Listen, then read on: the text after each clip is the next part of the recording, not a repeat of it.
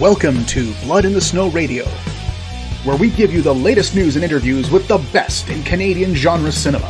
Here are your hosts, Robert Bellamy and Festival Director Kelly Michael Stewart.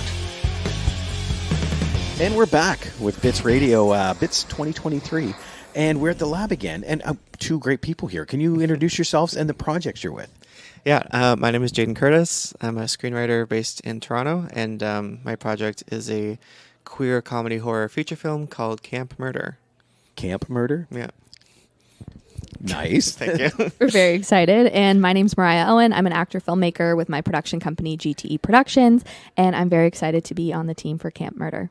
Excellent. Camp Murder. Mm-hmm. Okay. Dun, dun, dun. I love the name. Thank you. I know nothing about the film, but I love the name. Thank you. Is this kind of like an homage to Friday the 13th, or is this in a whole different direction? So, I actually just watched Friday the 13th for the first time like 2 nights ago. What?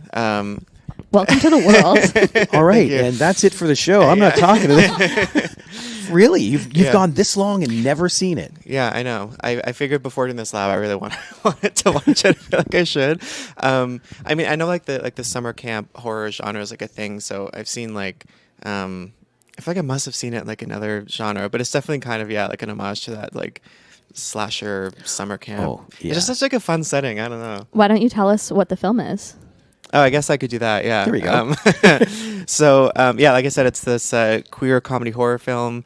It's set at a gay campground over the course of a weekend, and it follows this young gay man named Max, and he has to team up with this group of other campers to take down this like drag queen serial killer. Stunning, iconic, gorgeous serial killer is how I describe her. Yeah, so it's very like fun and ridiculous. I use Wet Hot American Summer as like a tonal reference a lot because I really love that like absurdist humor. So it's like a fun like slasher, like ridiculous, colorful time. I am loving this. Yeah. I don't think I've ever seen a drag queen killer in a film. Not yet. Yeah. Not yet. That's the key word. Yet. Yeah, I think I think it's fun. I don't know, when I tell people that, they seem to get kind of excited. So I think it'd be a good time. Oh no, absolutely. Yeah. Now with this project, have you done like a little proof of concept or a little short film to test the waters, or are you just diving in the deep end? Yeah. I haven't really done a proof of concept. The closest I did was like a little video for a incomplete talent to watch application from 2 years ago. But aside from that, no, I just have like just a script. And you have a deck, and you. Well, and sorry, yeah. He's got a book. He's got a plan. Yeah, I've been writing the script for probably about 3 years. So like in that time, I've done a lot of various different types of treatments and thoughts and rambles and references, and so I have a pretty solid idea of what I want it to be. Excellent. And how's it been going at the lab? Like, I understand the lab is you do a lot of pitching and things like that. How are things being received here, like just people wise?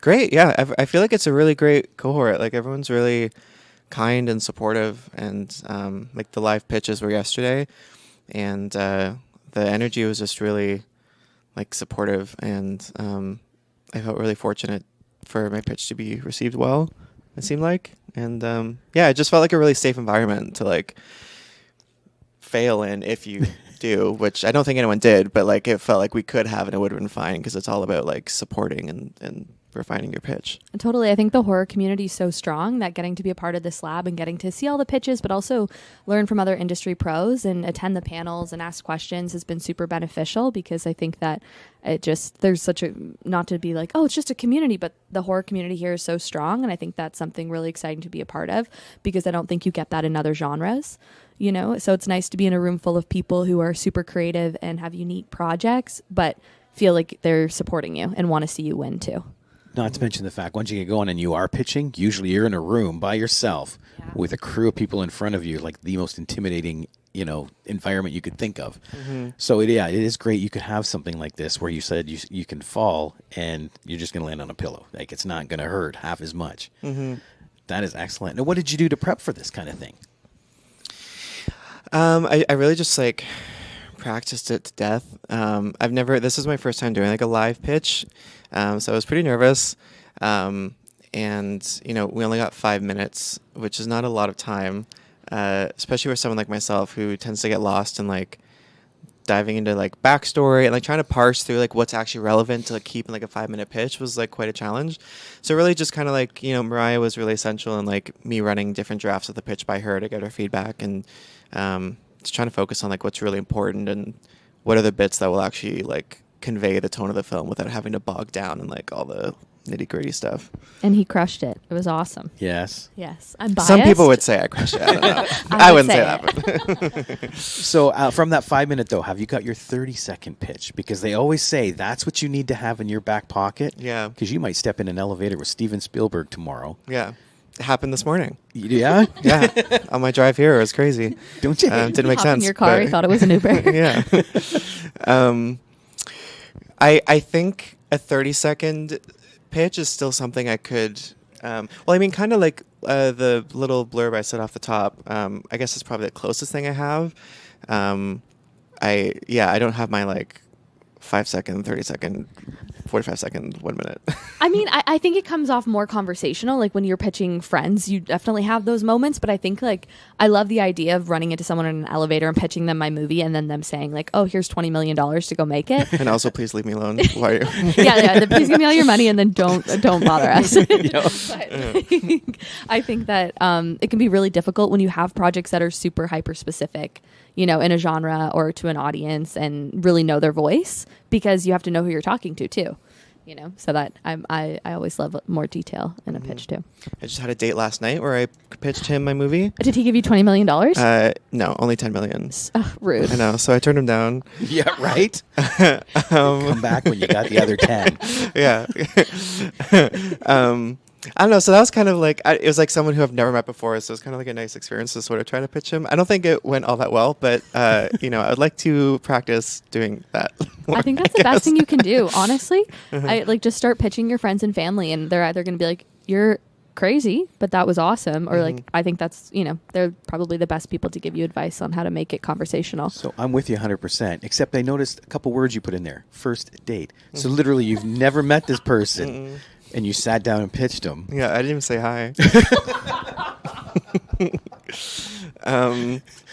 Yeah, well, it was actually like, I mean, okay, I should preface, like, he's also very into movies, and like in the chat we were talking about film, so it's not like it was like, out of nowhere. Just a cold drop. But it was nice to be able to like try to talk it through like with someone who like has no idea who I am or like anything about the project or anything. And it's also Absolutely. good to like, not that I would like do that on my dates or anything, but I think it's good to like try to pitch it to different types of people and see like, oh, like what, you know, seeing their face and like what's sticking out. It's like, oh, that's interesting to them, or like this is what's really hooking them. Because, you know, I can get really in my head about like, oh, but like the themes and this and that and this and that. And I'm like, well, I don't know if that's necessarily what will hook people. Yeah, You know? that's just it. You have your avid filmmakers who look at to the film and go, "Oh, I see why he put that cup on that stool because it's a statement of this." And other people are going, "When's the next person getting killed?" Right? You know, and so yeah, you're right. The opinions of those different people help you set up your story more. So, did you learn anything useful? He thinks one of my characters is irrelevant. Rude. So I'd love to get your opinion on that Yeah. later, actually. Hopefully, it's not hers. Awkward. I don't know. I think a lot of it was kind of just, honestly, it was received kind of well. Like, it kind of reinforced, like, okay, this is like a premise and an aesthetic and a tone that people are interested in. And, you know, like, he had his own thoughts and critiques on it, but I think I don't know, it just kind of made me feel like good. I was like, okay, yeah, like this is to someone who I've never met before, like, oh, he's interested. That You know? is promising. Yeah. So I'm like, okay, yes, this would find an audience. Like if it got the 10 million, 20 million, sorry, no less, Yeah. no less than 20 million. So, have you guys ever done any projects in the past, or is this your kind of first one together? We have. So we were actually in development at CBC Gem for almost 3 years with a show that Jayden co-created called Ran and Jayden, and we're still working on that and trying to find a home.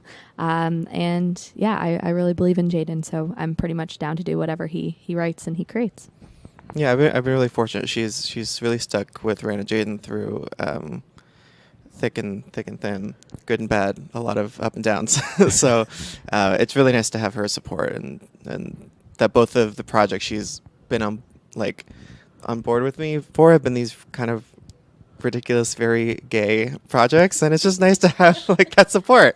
I don't know. She's been a really great champion. So, Well, that's just it too. If you got support, you can do anything. mm-hmm. So literally, your backbone is everything. So that's great that you've got that going on. Yeah. Is there any steps beyond this that you guys are looking at doing in the future? In regards to Camp Murder or Ran and Jayden or anything ever? Anything, yeah. Like, is there something Friendship. sitting at the back? You know? Yeah. I don't know. I mean, yeah, I agree. Friendship is one of them, continuing to grow and root for each other and hopefully make stuff.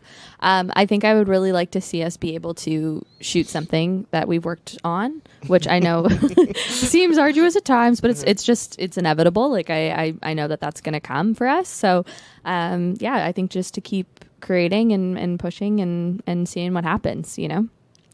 Yeah, I've kind of like on top of this lab, I've gotten, I think, just frustrated with like feeling stagnant.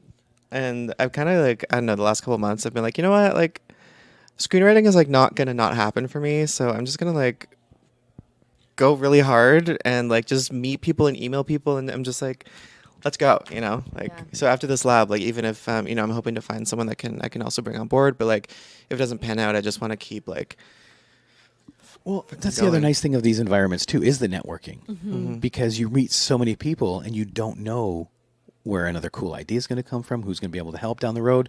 So you get to meet so many different people, which I think is invaluable for this kind of thing. yeah, totally.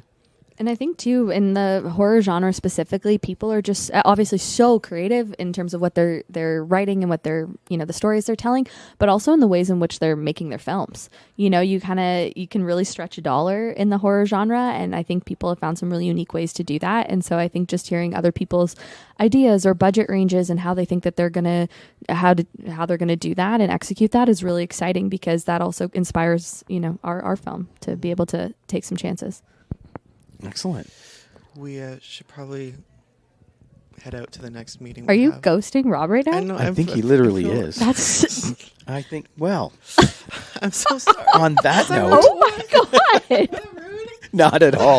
This is We'll this talk is about why later. you're here. This is why you're here. So do We're not just worry. so busy, Rob. We have to go. We have another meeting. Look, you've had your 4 minutes. What You know more do you what? want? We Come on need to now. go pitch. So like we'll be back later. I don't know, after I was late and I'm here, I'm like, I gotta go. So. Well, thank He's you a guys star. so much for sitting down. Of course. And anytime you want to come back and chat, when you got like 5 or 6 minutes, you know, please feel free, because we'll be here. Perfect. Okay. Thank you so Cool. much. Thank you very Thank much. you. I really appreciate it.